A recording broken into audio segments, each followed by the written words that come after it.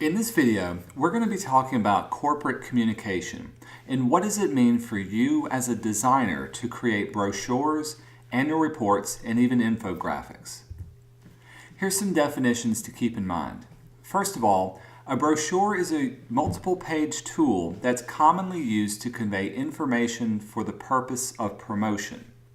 An annual report is a document of public record that's usually published every year by a publicly held corporation, and they will contain information about that corporation's fiscal condition. So let's talk about brochures first. Brochures might be the most widely used and versatile graphic design format. They serve so many different purposes. In just a few pages, you can tell a brand story, you can convey information, you can display products, you can create anything that your company or corporation may desire. And they come in some different formats. They can be informational booklets, they can be promotional, they can be corporate communication, so entire annual reports can be in a booklet format. You can also send out catalogs, direct mail pieces, and even sale kits in brochure format. So what's the purpose of creating a brochure? Well, since it's multiple pages, and depending on how big it is or what the binding is, it can either be called a booklet or a pamphlet. In general, booklets are bound together, where pamphlets are a single solid piece of paper folded up. Brochures can utilize a variety of different content, so they can either be printed or published in a digital format, like on the web or as a PDF. And brochures can also be a part of a larger information program, integrating a brand's strategy or part of a brand group. Most people think of brochures, they think of and visualize something like this, the trifold brochure. But I want you to step away from this kind of cliche style of thinking. Instead, let's have a look at some different styles of brochures that other people have done. First of all, this type of brochure is more like a booklet. It's multiple pages, it can have a variety of artwork, be very, very colorful. Some brochures can be just a single page, almost looking like a two-sided brochure. Again, they're sticking to a color format, very graphic, and there's a lot of information that can be found on this one single page.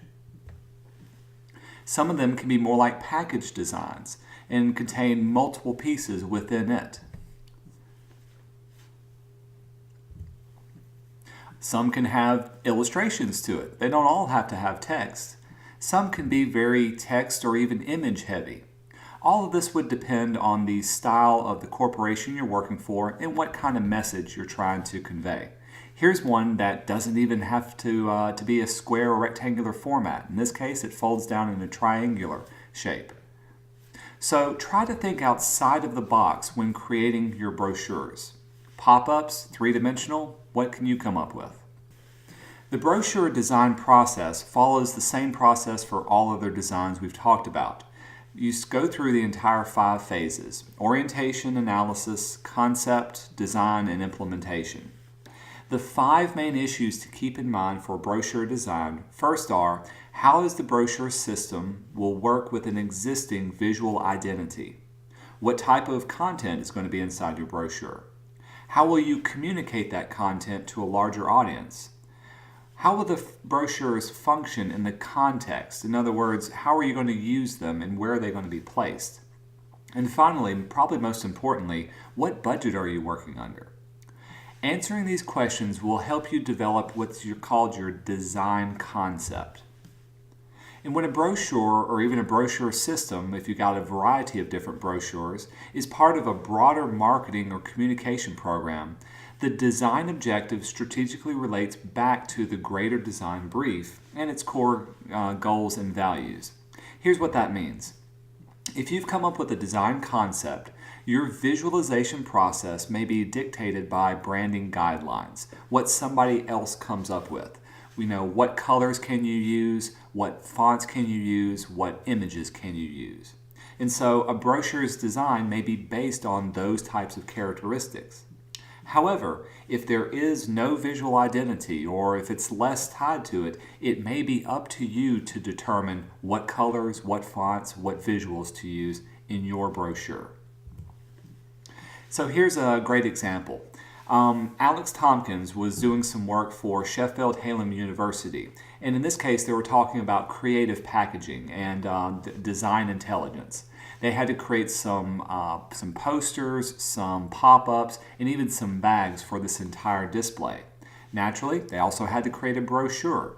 Since they created these visual concepts of folded paper or different geometric things, they also chose these colors to use. They chose these fonts to use. Well, when they came to make the brochure had to fit the same look and feel of all the other things that they created. This is what it means to stay within your brand's identity or your design concept. Once you choose a format for your design process, there's some other things to think about. At times, you'll have to work within standard sizes of paper. This is why the standard 3-fold brochure is so common. It's easy for a lot of people to use. However, depending on your concept that you come up with and what budget you can come up with, you can think outside the box and create a variety of different sizes. If you do have a choice, then the trim size and the layout can depend on your design concept. In our next video, we're going to be talking about annual reports.